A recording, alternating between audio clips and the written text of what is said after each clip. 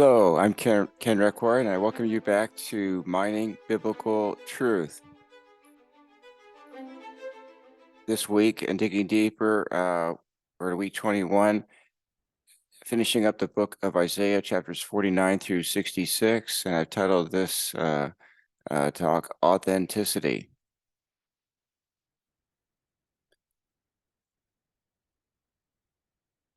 So let's first look at the chiastic structure of these final chapters, where the suffering servant shows the authentic nature of God, who wishes to restore us to an authentic relationship with Him, promising a glorious, authentic, that is, real future. Here in this slide, we can see in chapters 49 through 54 that the center of the structure is chapter 51, 17 through 23, summarized as Jerusalem, bereaved of her children, will be restored. We see that bracketed in the orange on either side by Yahweh will rescue his people. And then that is bracketed by the suffering servant in Israel's sins in chapter 50, and the suffering servant and the forgiveness of Israel's sins in chapter 52, 53, one of the songs of the servant. And then that is bracketed by the restoration of Jerusalem and her children through the servant in chapter 49, and the restoration of Jerusalem and her children in chapter 54. Then we have a final invitation to return to Yahweh in chapters 55 to 66. At the center of that, we have the glorious future restoration of Israel in chapter 60, which is bracketed by a call to restoration of true righteousness in 58 to 59, and followed by a figure of restoration of true righteousness in chapter 61 and beginning of 62. And then that is bracketed by a condemnation of God's wicked people with a note of hope in chapter 57, and a condemnation and coming punishment of God's wicked people with a prayer for forgiveness in 62 to 64. And at the beginning, we have an invitation to the wicked and promise of future restoration. And at the end, an invitation to the same thing. So we see this is a highly organized message regarding the restoration via the suffering servant. There's some interesting parallels between the king of Babylon and the suffering servant. As shown in this slide, they have contrasting lives. The king smote people with unceasing blows. The servant is smitten, wounded, bruised, and beaten. The king slew and oppressed people, whereas the servant will be oppressed and slain. The king shook the earth with his boasting, whereas the servant will be too humble to open his mouth. The king is wicked, splendorous, and feared. The servant is righteous, plain-looking, not esteemed. And there are contrasting reversals of fortune. The king exalts himself, but will be brought down to Sheol. The servant humbles himself, but will be raised on high. There are contrasting deaths. The king dies and his offspring are cut off. The servant dies, but is resurrected, and his seed grows. The king is not buried in his own tomb, whereas the servant is given a tomb. And in contrasting responses to the kings by other nations, they are startled by the humiliation of the king and startled by the exaltation of the servant. They taunt the king in Sheol, but their mouths are shut, and they lie prostrate before the servant in the future.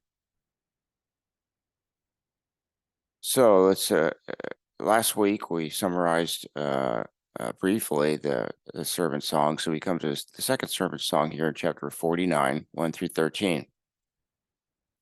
In the first song, God spoke. Now the servant speaks, but he is quoting the Lord who addresses the servant.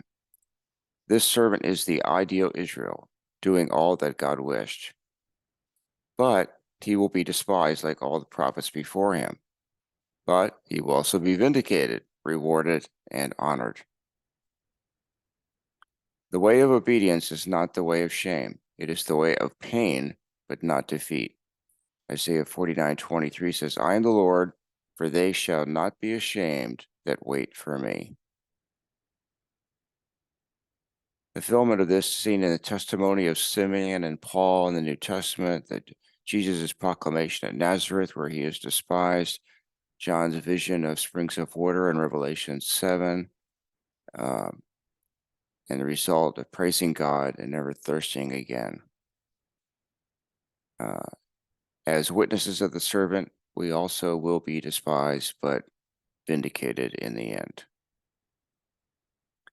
And in the third song, in chapter 54 through 11, the prophet gives the personal testimony of the servant. He will overcome the darkness, being the light to the world that Israel failed to be. The way of obedience is not the way of shame, it is the way of pain, but not defeat. The servant's uncompromised obedience and unqualified faith are the model for the future servants of the servant, that is, us. And Isaiah 57 through 9 has a chiastic structure. The center is let us stand as one, preceded by who brings a case and followed by who is my judge, beginning with near is my vindicator, and at the end, let him approach. When you are on trial for your faith, like the Messiah, you do not stand alone, but as one with Jesus, just as Jesus was not alone before the Sanhedrin, where the Father was with him.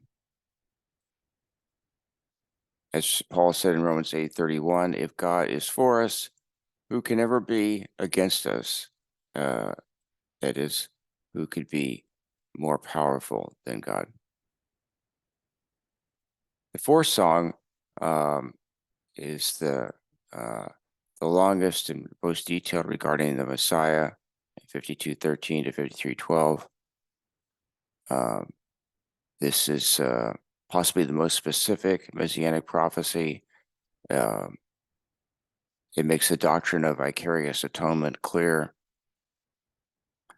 The use of servant, Ebed in Hebrew, in Isaiah 40 to 55 occurs 17 times, referring both to Israel and the righteous individual. Israel was a personal name before it became a collective name. So why Jesus? Isaiah 53 points to the priestly ministry of the Messiah.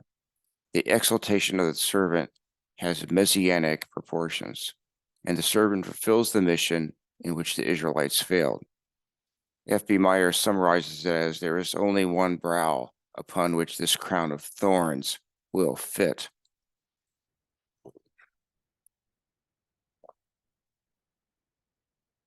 The suffering is the path of glory for Jesus and us. Just to go back to our chiastic structure, we can see here how the suffering servant in Israel's sins are introduced in chapter 50, which precedes the song in 52:53. Suffering is the path to glory for Jesus and us. Anything worth achieving requires suffering, hardship, or giving up alternatives. I certainly experienced that in my training for a medical career.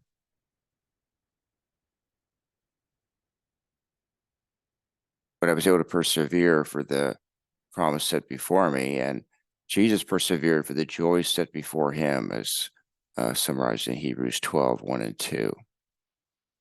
It's really convicting to think of ourselves as being Jesus's joy. Isaiah 52:1 says, awake, awake, Zion, clothe yourselves with strength. So if we endure the suffering, it makes us stronger. The Lord called on the people to awake to the splendor of their coming redemption in verse 7, to proclaim peace and bring good tidings. So what the servant would do. And he does this all to show that your God reigns. 52:1 through 12. As Paul summarizes in 2 Corinthians 4:8 and 9, We are afflicted in every way, but not crushed, perplexed, but not driven to despair, persecuted, but not forsaken, struck down, but not destroyed. A really useful life verse. In Isaiah 61, 1 through 6, we have the promise of restoration via the Spirit anointed Messiah.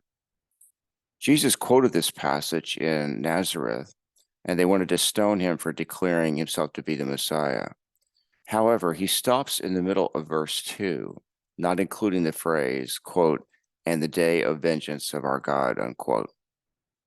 There is no doubt of the messianic nature of the passage because the people declare it, and Jesus does not deny it.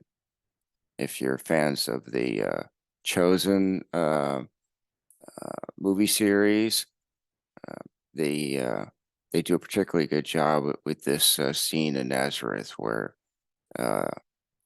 people there rebuke Jesus and ask him to deny the implication that he is the Messiah, and Jesus just stares at him, doesn't say a word. Jesus declares freedom for the captives. This is a sort of emancipation proclamation, not from physical slavery, but from spiritual slavery. Let's compare this to Abraham Lincoln's famous Emancipation Proclamation. Which one was more effective? Which one was more permanent? Perhaps Lincoln's proclamation would have been more permanent if he had lived to enforce it. But the people that followed him um, did not show enough follow through and enforcement to really bring about equality for blacks. And um, a new type of slavery occurred in the South under Jim Crow laws for far too many years as a result. When you compare it to the proclamation, you can also compare this to the proclamation freeing the slaves in Jerusalem that we'll encounter later in the book of Jeremiah. The scenario is that the Babylonians besieged Jerusalem, and as a response, the people who owned slaves there set them all free. But then the Babylonians were distracted away for a time to fight against Egypt, and after defeating them, they came back. And but during that interlude, the people took their slaves back. They reneged on the proclamation because they thought the Babylonians had been defeated. They only set them free because they figured, well, what the heck? But we're all going to be slaves soon anyway. So I think that the point here is that man can make proclamations and promise certain freedoms.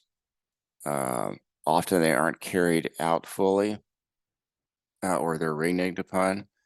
It's only the proclamations of the Lord that we can trust, and the emancipation from the effects of sin far exceed any other type of emancipation.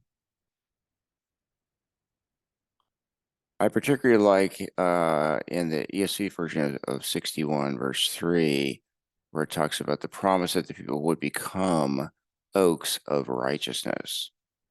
This contrasts with the description of the people in 129 to 31 as withered oaks. As we've talked about before, trees are often a source of symbolism, and oaks had a special symbolism epitomized in a traditional Jewish fable, which Jesus actually alluded to after John the Baptist's execution, when he asked, what did you come out to see? A reed swaying in the wind? This is a strange statement for our ears, but once you understand the Jewish story, this will take on a whole different significance, or at least an expanded one. And this fable is called the Fable of the Oak and the Reed. So the story goes, there was an area that had a mighty oak tree like the one shown here. And the people loved the oak. They loved to gather for picnics and other parties under the oak or have important meetings there. They enjoyed its shade in summertime and its change in color in the fall. It was a home to birds and other animals, uh, and considered an honored treasure. But nearby there was a lake that had reeds growing along the shore like the one shown. And although the reeds were useful for some purposes, they certainly were not revered and honored like the oak. Then one day a mighty storm with a high wind came, and during the wind, the reeds just swayed in the wind because they're so flexible. But the wind toppled the mighty oak, and the people gathered together and they mourned the loss of the mighty oak. But if any reeds had been lost, nobody really cared. So when Jesus said, "If not a reed swing in the wind, what did you come out to see?" the implied answer was that you came out to see not a reed, but a mighty oak. And that was John, a mighty oak of a man of God. And in 63 verse 4, Jesus the victor is covered in the blood of his enemies. Edom, meaning blood, meaning red, symbolizes the destiny of all God's enemies.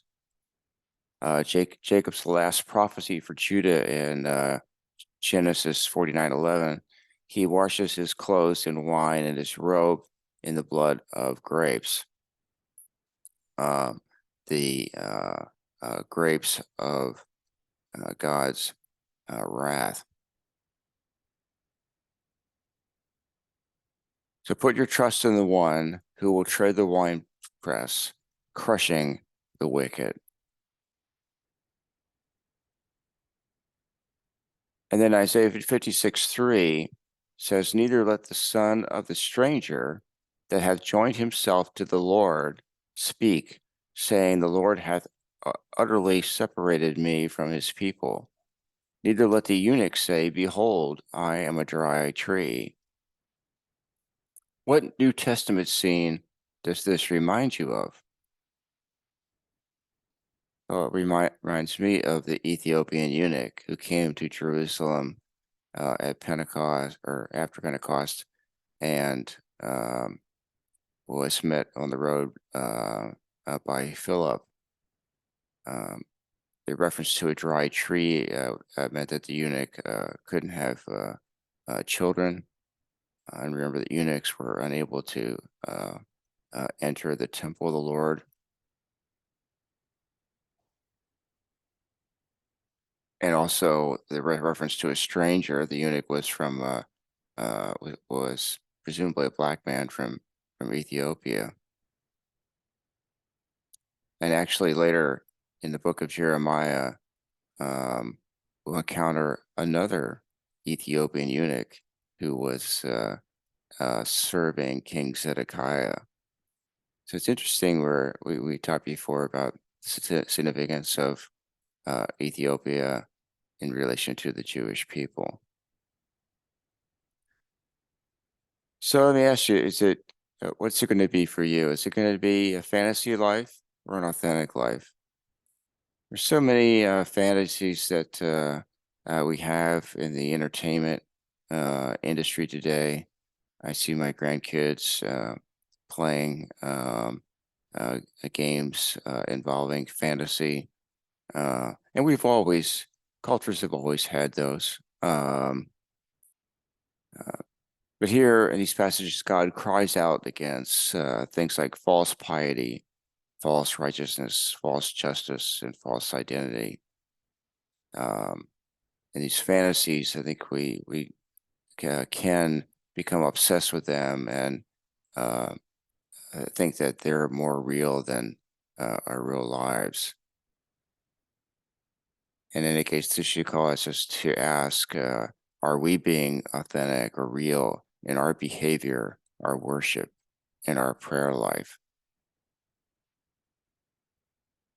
Do we delight in God or in our own imaginings? Isaiah 65, 1 and 2, I revealed myself to those who did not ask for me. I was found by those who did not seek me. All day long I have held out my hands to an obstinate people who walk in ways not good, pursuing their own imaginings. Let's get back to the real God. In verse 13, 14, my servants will eat, drink, rejoice, and sing of joy for blessings. The choice is temporary pleasures or eternal joy. And then this idea of many nations shall join themselves to the Lord in that day is also reiterated by Zechariah. And they shall be my people, and I will dwell in their midst, and you shall know that the Lord of hosts has sent me to you. It's all about joining people together. That word join in Hebrew is lavah. It's used in Genesis 29:34 when Leah gives birth to Levi and says, now this time will be my husband be joined unto me, because I have borne him 3 sons, and therefore named him Levi. In the same manner, the believing Gentiles will be joined with the Jews, and they will be fruitful together. I was thinking about this, real relationship with the real God, and some of you may remember the old TV show, The X-Files. Their slogan was, trust no one, fear everything. Or as Jesus would say, trust in me and do not live in fear. It's been said that on the road to hell, the theme song is, I Did It My Way. And I love the way in Isaiah 64:8, the clay and the potter are reintroduced. We saw in 29:16, how foolish can you be? He is the potter, and he is certainly greater than you, the clay. Should the created thing say to the one who made it, he didn't make me? Does a jar ever say, the potter who made me is stupid? But then the follow-up is, yet you, Lord, are our Father. We are the clay. You are the potter. We are all the work of your hand. It's interesting too, I think, in Isaiah 6, Isaiah was the one who said, here am I. But in 65:1, it's God who says, here am I. The main message of Isaiah is good news for those who answer the call to the authentic life, which is why Isaiah is known as the gospel of the Old Testament. The central promise of Isaiah 66 is verse 12, peace like a river will flow over us. This also reminds me of the river of life depicted in Ezekiel 47, where as shown here, the river begins at the temple, but then it grows deeper and wider as it passes out into the earth.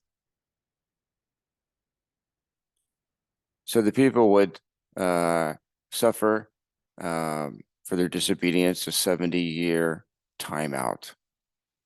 They would have to leave the land of milk and honey, and then they would experience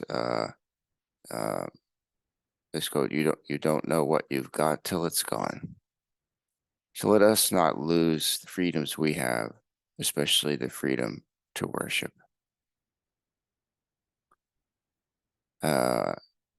In closing, I like this segment of a poem by Elizabeth Clefane.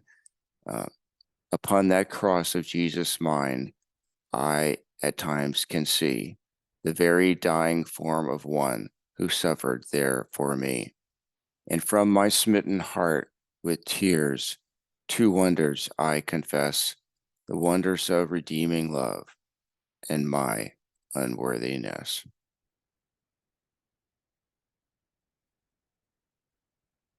So in thinking about Isaiah, you could summarize it as to know Jesus, K-N-O-W, Jesus, know peace, or know Jesus, N-O Jesus, and know peace. Those are the choices. Let's go to the Lord in prayer. Dear Lord, thank you for this amazing book of Isaiah with its promises of restoration and its depiction of the suffering servant and its call to us to uh, suffer like the servant for the joy that you have set before us. So strengthen us for that journey of obedience, Lord. In Jesus' name, amen. As usual, please subscribe or share with a friend, make comments on YouTube, or send them to us privately at our website. Thanks very much for watching and have a blessed week.